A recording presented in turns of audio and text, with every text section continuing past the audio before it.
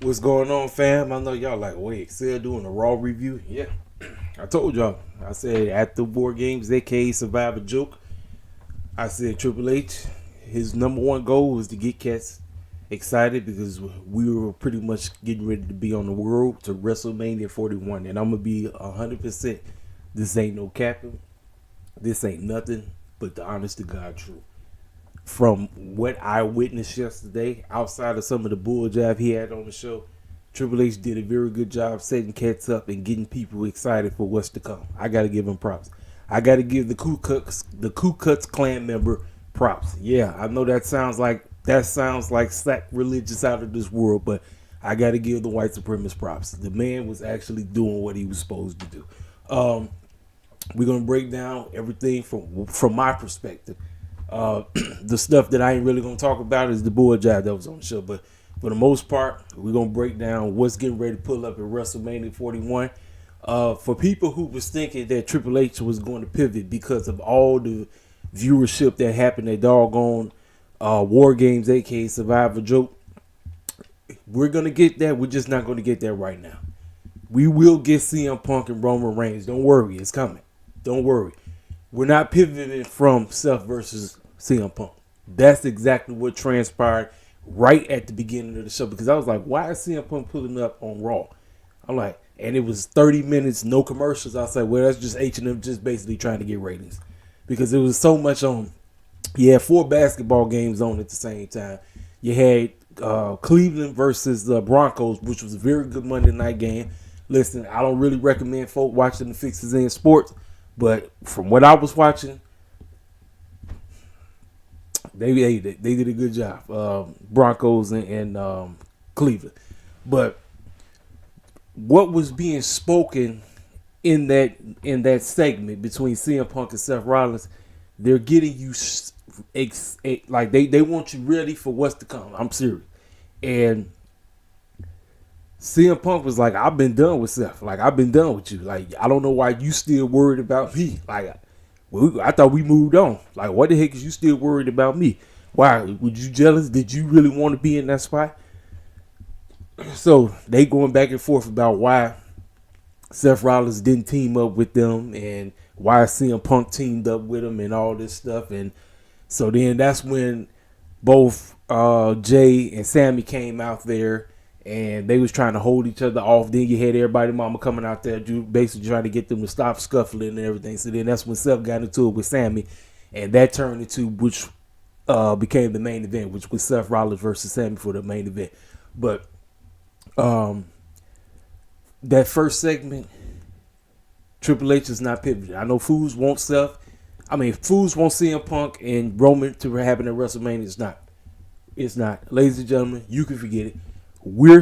As of right now, as long as plans haven't changed, we're going to get Roman to Rock. Just listen. We had to sacrifice that matchup for Cody Rhodes' old silly behind last year. We're not sacrificing that. As long as Rock is healthy, we're not sacrificing that. But Seth and CM Punk is on the menu.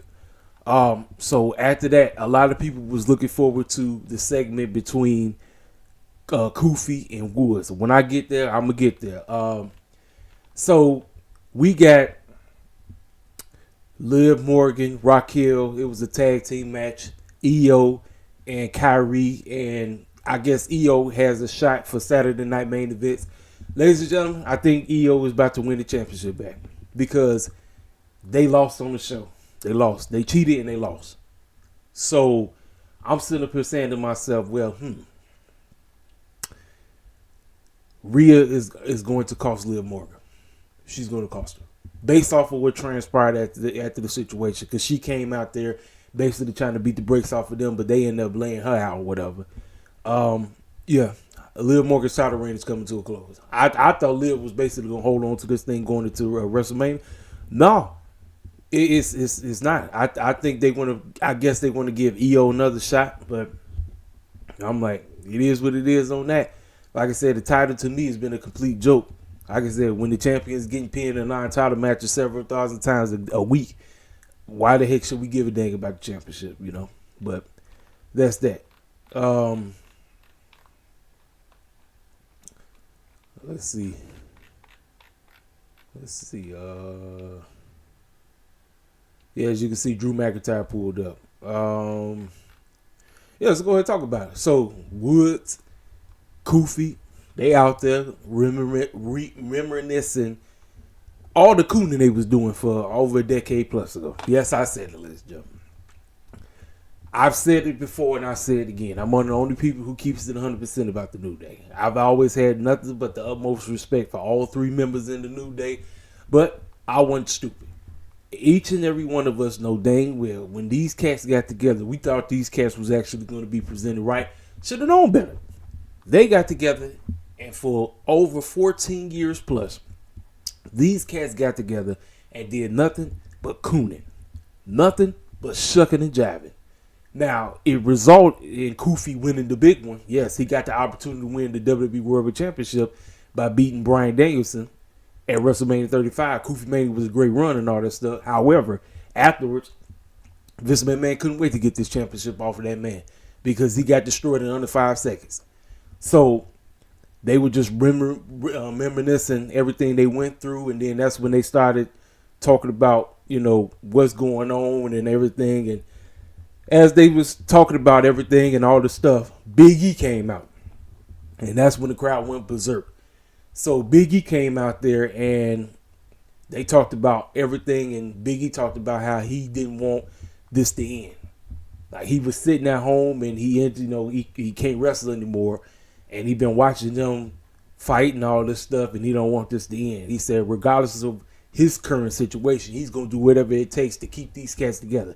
Now, I've told everybody before, these two will be wrestling each other at WrestleMania. It's a done deal. The problem is you can't turn neither one of them, quote unquote, heel against one another right now.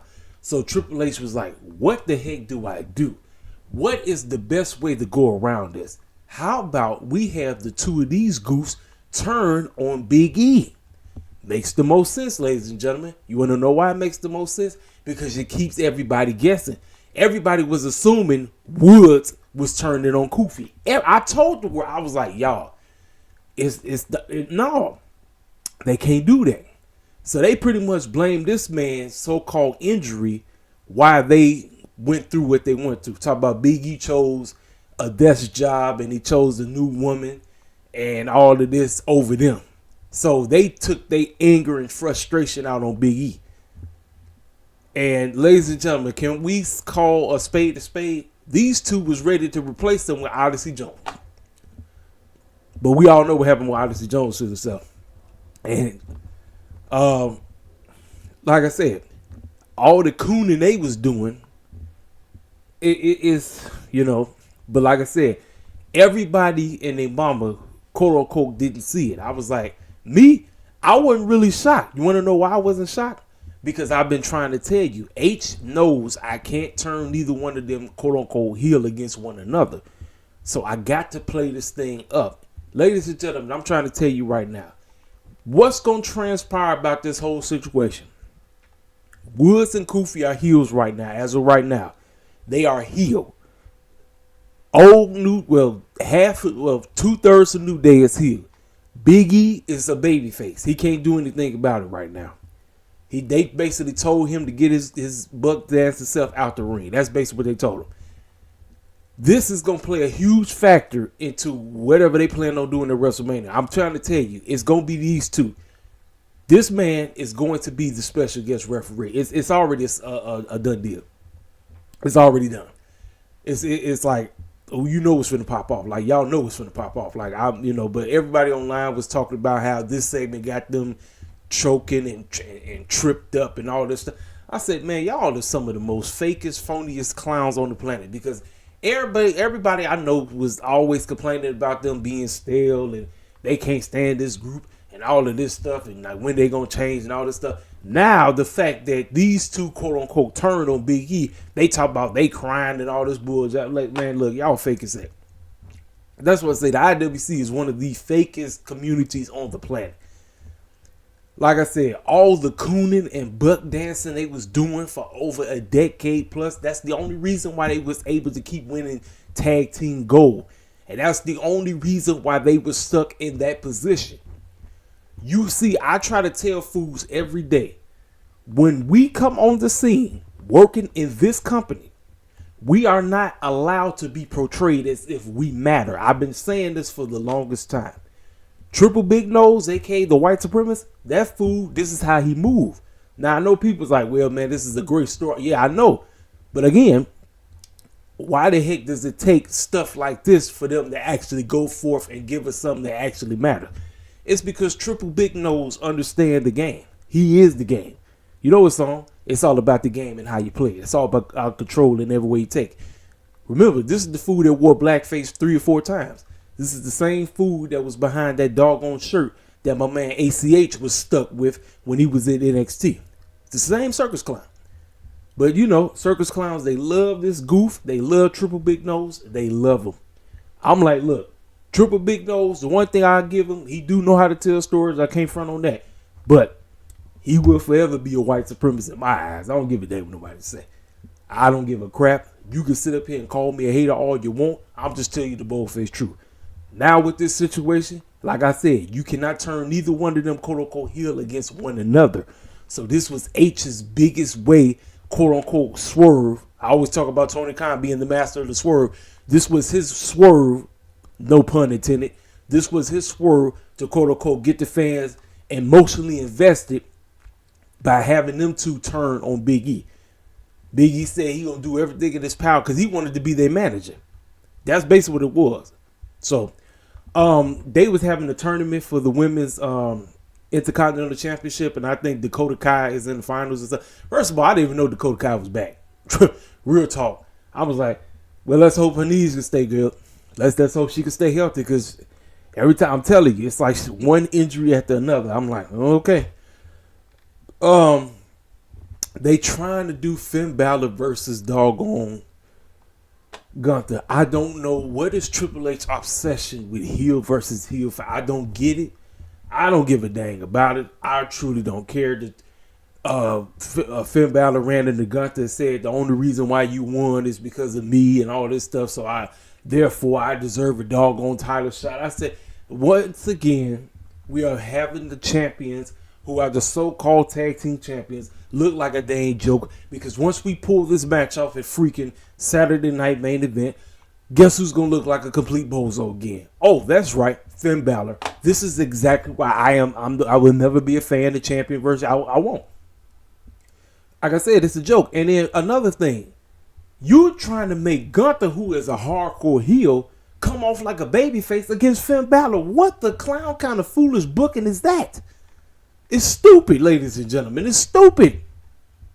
It's dumb. I'm sorry. It's stupid. But again, fools love this company. They are going to say, this is great booking. This is fair. No, it's stupid. This is absolutely idiotic. I'm like, what the heck is this idiot doing? But again, this is Triple H. Because he pulled off the situation with CM Punk himself. He pulled off the situation with Big E, Woods, and Cool. Great. That's fantastic. But let's talk about everything else that happened on the show. This was a very good Raw. I can't front on that. But you still got to talk about the bulljive that he snuck in there and basically threw it out there and make you think that what you're watching is off the chain. It's not. We got to stop fronting. We had to. The IWC is one of the biggest jokes in all of fandom, regardless of what type of fan you are. I don't care if you're a hardcore AEW head that D-ride the mess out of Anthony Khan all day, or you a hardcore WWE Shield that D-ride the mess out of Triple Big Nose. No. I can't do it. I can't. So I got to call Triple H out on the bulljive that he was trying to force down everybody's neck. So Saturday night main events, so from what I see, is at least like 4 or 5 matches on the show. I don't give it. I don't care nothing about Cody Rhodes versus Kevin Owens. I don't care. Kevin Owens is winning. I don't care. Looks like Io Sky is going to defeat Liv Morgan for the Women's World Championship, thanks to Rhea. So that's that. And now we got this matchup. Now we got Gunther versus Finn Balor. Stupid. Real talk. Just talked about that situation. Just talked about that. And then we get to the main event. The main event, which was Sammy versus Seth Rollins. And it was a good match. from what I saw, it was basically the match of the night, but it ended the same exact way a lot of matches end when it's a face versus face, a heel versus heel. Shout out to that boy BC Amplified. The famous fruit roll-up. That's exactly how it ended because of the so-called distraction. Sammy wouldn't grab the chair because the chair was a part of the whole storyline, because the chair is how Roman became the monster he is thanks to Seth Rollins. He went and grabbed the chair, and Seth Rollins was like, bro, what are you doing? Like, that wasn't me that whacked you in the back. And so, after that, after he rolled him up, who comes out of nowhere? Drew McIntyre makes his return, and we're running back Sammy versus Drew McIntyre, ladies and gentlemen. We're running it back for the 18th million time. Great. Drew's back, great, but we're running back a story that we done seen 18 million times. So Drew is right back in the square run, going against somebody he done already dealt with, he done already finished, he done already beat the brakes off of, and we running it back again. I know people was like, well, it was the cliffhanger. Yes, it was the cliffhanger, but I really, truly didn't give a dang. It's good to see the man back, but I truly didn't give a crap. Really, I didn't. So that's my honest thoughts about Monday Night Raw. Was it a good show? Yes. But it was a whole lot of bulljive on there that Triple H be trying to force feed folk and thinking that what we're watching is off the chain. No, it's not. You got maybe 3 or 4 segments out the entire show that's worth it. And then you got maybe 1 or 2 matches that was decent on the show. But outside of that, it was like, you know, it is what it is on that. So that's my honest thoughts about Monday Night Raw. Like I said, I haven't done a Monday Night Raw review in a very long time. Like I said last time, you know what? Let me come on here and give my thoughts about the situation, because I know I go in on Triple H, especially concerning us, because like I said all the time, if we're in a segment that's supposed to have an important storyline, does Triple H really give a dang about making cats give a crap about us being in the situation? As of right now, with what's going on, I got to give him props. Even though he's still a white supremacist in my eyes, I got to give him props. Sounds silly as heck, but I'm just telling you the bold-faced truth. This your main man, KSFL, King Self for Life, rest of the takes. Hit the freaking comment section up. If you're new to the channel, feel free to subscribe. Make sure you hit that like button. And don't forget, like I said, if you can, hit the Cash App up. It's $King Cell, the number 4, Life. That's it. That's KINGCEL, the number 4, Life. Holla at your boy.